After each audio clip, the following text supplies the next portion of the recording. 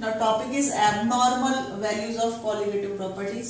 हमने colligative properties सारी पढ़ी. अणुसंख्यिक गुणधर्म. अणुसंख्यिक गुणधर्म या colligative properties कौन सी properties थी जो कि मॉलिक्यूल हम कहते हैं सॉल्यूट के मॉलिक्यूल या सॉल्यूट के मोल्स के ऊपर डिपेंड कर रही थी. सॉल्यूट विलेय जो कि आपने विलायक के अंदर डिसॉल्व किया था और जो सॉल्यूशन बनाया था. ठीक है.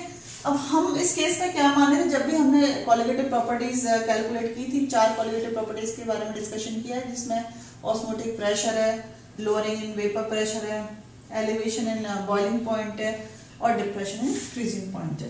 तो 4 प्रॉपर्टीज में हमने माना था कि जो हम सॉल्यूट ले रहे हैं, ठीक है, जो हम विलेय ले रहे हैं, जिसको कि अपने सॉल्वेंट या विलायक के अंदर घोरा है, वो किसी भी तरह से अपनी अवस्था परिवर्तित नहीं करता.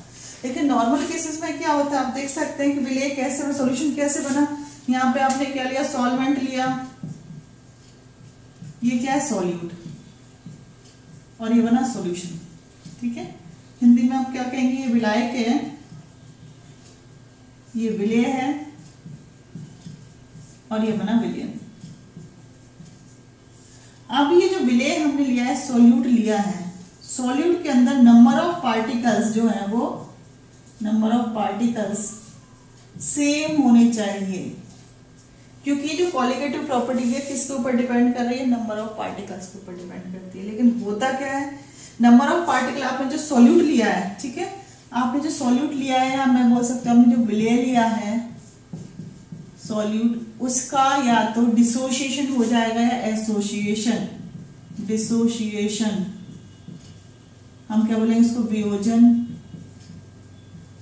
या विघटन. वियोजन कैसे हुआ, आपने सॉल्यूट लिया, आपने पानी के अंदर डाला, एक मॉलिक्यूल जो था वो 2 के अंदर डिकम्पोज हो गया. इसका एग्जांपल है, जैसे मैंने NaCl लिया, ठीक है, NaCl को मैं वाटर के अंदर डालती हूँ तो किसके अंदर डिसोशिएट हो गया, या Na++Cl- के अंदर.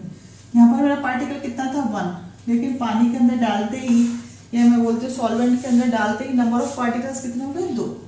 तो पार्टिकल जस्ट डबल हो गए. पार्टिकल डबल होने की वजह से जो कॉलिगेटिव प्रॉपर्टीज हम मेजर कर रहे हैं, चारों में से कोई एक या चारों प्रॉपर्टीज उनकी वैल्यू चेंज हो रही है. इसी तरह से यहाँ पर क्या हो रहा है, डिसोसिएशन. अगर हमने सॉल्यूट लिया है, सॉल्यूट का क्या हो गया, एसोसिएशन हो गया. एसोसिएशन जिसको मैं हिंदी बोलती हूँ संगुणन. अगर संगुणन हो गया मीन्स 2 पार्टिकल मिलके दो मॉलिक्यूल मिलके एक मॉलिक्यूल बना रहे हैं, उस केस में भी जो कॉलिगेटिव प्रॉपर्टीज हैं वो चेंज हो रही हैं. इसके एग्जांपल क्या है, जैसे आपने बेंजोइक एसिड को डिसॉल्व किया बेंजीन के अंदर, या फिर हमने एसिटिक एसिड को वाटर के अंदर डाला, तो क्या होता है 2 मॉलिक्यूल आपस में एसोसिएट होकर 1 मॉलिक्यूल बना लेते हैं. इस तरह से जो कॉलिगेटिव प्रॉपर्टीज हैं वो किसके ऊपर डिपेंड कर रही है कि आपने जो सॉल्यूट लिया है, ठीक है, वो कैसा है. तो हमारी मेन रिक्वायरमेंट क्या है, या हमारा जो मेन हम कह सकते हैं शर्त ये है कॉलिगेटिव प्रॉपर्टी डिटर्मिनेशन के लिए कि जो सॉल्यूट है या जो विलेय है उसके अंदर किसी भी तरह का कोई भी परिवर्तन नहीं होना चाहिए. So we can say as discussed earlier, colligative properties depend upon the number of species irrespective of their nature. Number of species कितनी है इसके ऊपर डिपेंड कर रहा है. If the solute is non-electrolyte, अगर आपका solute non-electrolyte है, the number of species do not change on dissolution of solvent. तो number of species change नहीं होंगी. For such solution, the colligative properties are normal or theoretical. हम क्या बोलेंगे उसको, normal solution. और उस केस में जो प्रॉपर्टीज आ रही हैं, these are called normal.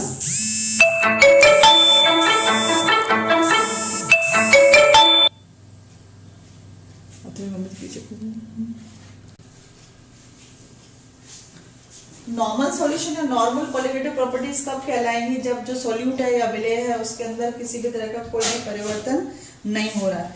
But if solute is an electrolyte, it dissociate into ions when dissolved in solvent and observed number of species are more than normal values. इस case में क्या होगा कि जो observed species हैं वो ज्यादा हो जाती है नॉर्मल केसेस में. तो इस केस के अंदर जो हमारा सॉल्यूशन है हम उसको बोलेंगे एबनॉर्मल सॉल्यूशन. तो एबनॉर्मल सॉल्यूशन आप देख सकते हैं, नॉर्मल सॉल्यूशन को हमने किससे रिप्रेजेंट किया है, π1b = nRT से. This is equation number 1। और दूसरा एबनॉर्मल सॉल्यूशन है, एबनॉर्मल सॉल्यूशन को किससे डिनोट किया है, pi naught v equal to I N R T से, ठीक है। तो यहाँ पे जो i है, i इसको हम क्या बोलते हैं, वांट ऑफ फैक्टर। अगर अब हम क्या करेंगे, इक्वेशन नंबर 2 को डिवाइड करेंगे 1 से, तो i आ जाएगा i equal to pi naught upon pi. यहाँ पे आप देख सकते हैं i क्या है, van't Hoff factor. Van't Hoff factor किसके लिए है, एबनॉर्मल वैल्यूज के लिए। अगर i की वैल्यू 1 आती है, इसका मतलब आपका जो सोल्यूशन है वो कैसा है, नॉर्मल सोल्यूशन है। तो हम i को कैसे डिफाइन करेंगे, i equal to observed osmotic pressure और theoretical osmotic pressure. So it is the O means observed osmotic pressure and this is the theoretical।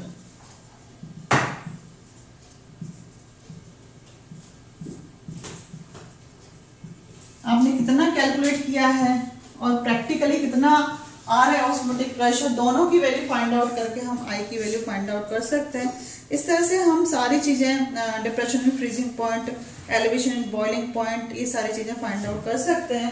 तो इसके लिए हम क्या लिखेंगे, I equal to pi naught upon pi osmotic pressure के लिए, delta P naught upon delta P.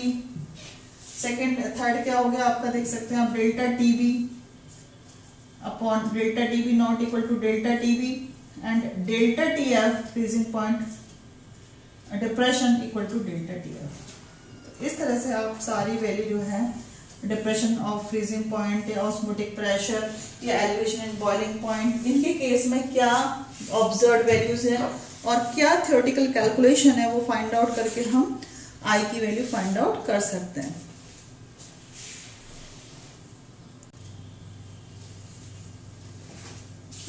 Now calculation of degree of dissociation, किस तरह से हम जो मॉलिक्यूल डिसोशिएट हो रहे हैं सॉल्वेंट के अंदर डालने पर, उसकी हम कैलकुलेशन कर सकते हैं। तो इसके लिए हम एग्जांपल लेते हैं कि माने कि NaCl को पानी के अंदर डाले तो किसके अंदर डिवाइड हो गया, Na plus plus Cl minus के अंदर। सिमिलरली KCl को डिसॉल्व किया तो KCl किसके अंदर डिसोशिएट हो गया, KCl K plus plus Cl minus के अंदर। इस तरह से कॉपर सल्फेट को वाटर के अंदर डालते हैं तो किसके अंदर डिसोशिएट हो रहा है, Cu plus plus Cu2 minus के अंदर। तो हम NaCl KCl कॉपर सल्फेट कौन से आप डबल दे सकते हैं, इसमें दो आयन है, कैटायन और एनायन। तो हम इसका सिंपल एग्जांपल लेते हैं कि माना कि हमारा जो सॉल्ट है वो AXBY है, ठीक है। AXBY डिसोशिएट हो रहा है, क्या दे रहा है, XAY plus plus YBX minus, यानी कि X amount of A plus cation दे रहा है और Y अमाउंट ऑफ एनायन दे रहा है। तो AXBY XAY plus plus YB minus. हमने इमेजिन किया कि इनिशियली हमने क्या लिया, शुरू में क्या लिया, इसकी कंसेंट्रेशन C ली थी। जब हमने पानी के अंदर उसको नहीं डाला था, हम कह सकते हैं सॉल्वेंट के अंदर हमने उसको डाला नहीं है, उस केस में जो डिसोसिएशन है वो 0 है। लेकिन जैसे ही आपने उसको सॉल्वेंट के अंदर डाला तो हम क्या सपोज इमेजिन कर रहे हैं कि C में से जो अल्फा अमाउंट है वो डिसोशिएट हो गया। तो इसको कैसे डिनोट कर रहे हैं, C में से C1 minus alpha dissociated into and क्या दे रहा है, XC alpha by C alpha. क्या दे रहा है, XC अल्फा दे रहा है बाय C अल्फा दे रहा है। अब हम क्या करेंगे, सारे के सारे जो पार्टिकल हैं हम उनको ऐड करेंगे। ऐड करने पे क्या हो रहा है, C1 माइनस अल्फा प्लस ये अमाउंट कैटायंस का XC alpha plus by C alpha, ठीक है। This is again represented as C, आप इसको कॉमन ले सकते हैं, X को C अल्फा, C अपन यहाँ पे कॉमन ले लेंगे, दिस इज द C। तो C यहाँ पे देखिए हमने कॉमन ले लिया, C को कॉमन लेने के बाद इसमें चेंज होगा 1 minus alpha plus X alpha plus Y alpha, ठीक है। इसमें आपको क्या फाइंड आउट करना है, alpha, because alpha is the degree of dissociation, समुड़न की मात्रा।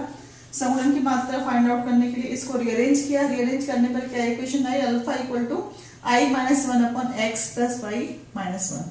तो इस तरह से X और Y की वैल्यू फाइंड आउट कर लेंगे। I की वैल्यू आप ऑब्जर्व करके फाइंड आउट कर सकते हो, थ्योरेटिकली कैलकुलेट करके फाइंड आउट कर सकते हैं।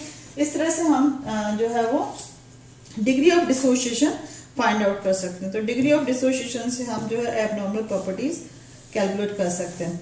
सेकंड एग्जांपल लेते हैं एसोसिएशन का।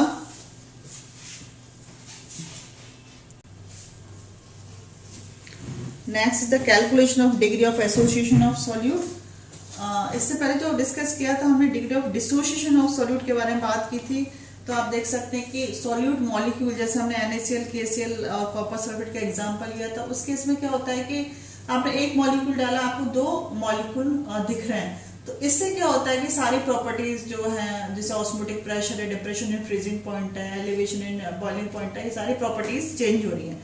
इस तरह से जो डिसोसिएशन के केस में था, हम same calculation of degree of association से क्या कॉलिगेटिव प्रॉपर्टी के अंदर चेंज हो रहा है वो हम कैलकुलेट कर सकते हैं।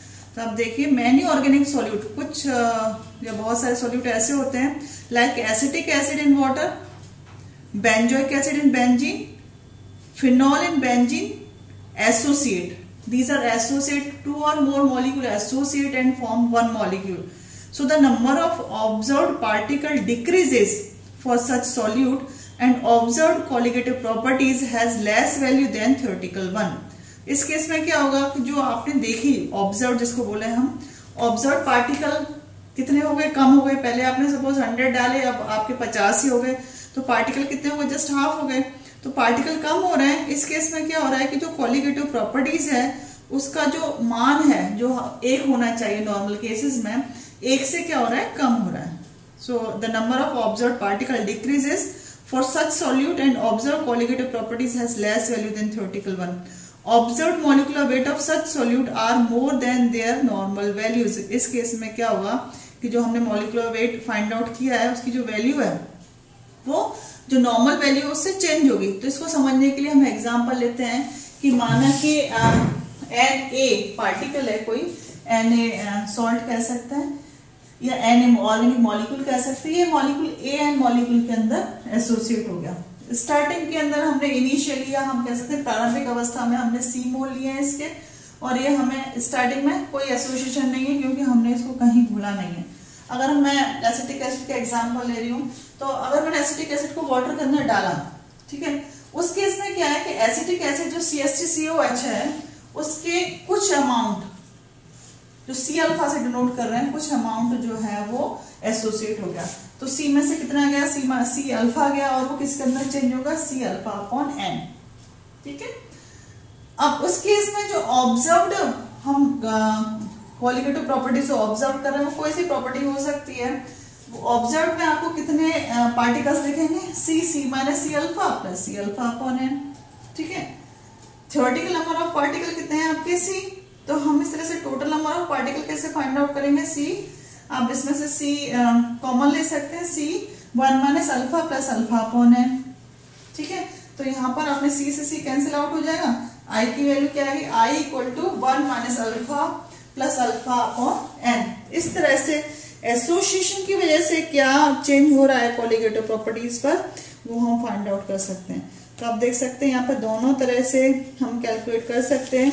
नॉर्मल केसेस में तो हम कैलकुलेट कर रहे हैं, लेकिन एबनॉर्मल केसेस के अंदर भी क्या चेंज हो रहा है मॉलिक्यूल के अंदर, डिसोसिएशन हो रहा है, एसोसिएशन हो रहा है, आई की वैल्यू फाइंड आउट करके हम जो है वो डिग्री ऑफ डिसोसिएशन और डिग्री ऑफ एसोसिएशन कैलकुलेट कर सकते हैं।